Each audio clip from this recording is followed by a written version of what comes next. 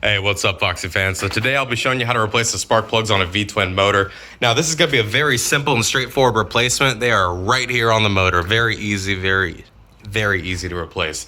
Now this is the RevTech 100 cubic inch motor, but no matter what V-twin you have, it'll either be on this side or the other side or both, depending on what motor you have and how many spark plugs you have.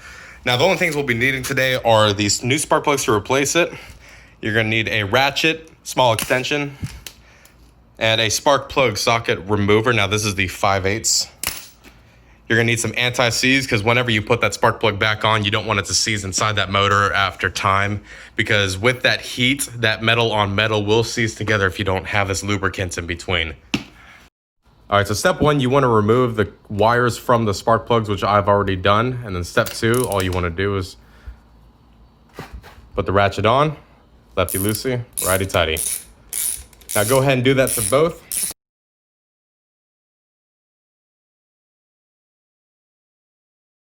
All right, now if your spark plugs ever look like this, then it shows that you're running too rich, or in another case, you're burning too much fuel to oxygen ratio. Now, I've already fixed that problem on here, so that's why I'm just replacing these now. Now, for spark plugs, I always recommend NGK. I've never had a problem with them.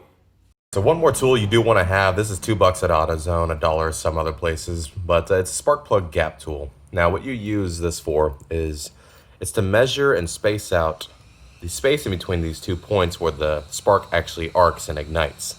So for this one, we want to be at 0.04, right there.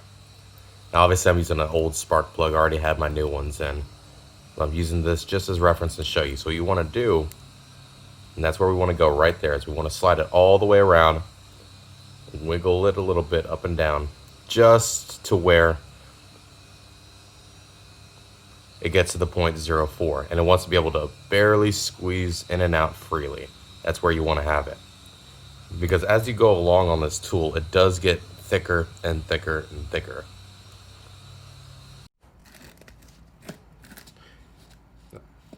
So step 3, you want to take anti-seize.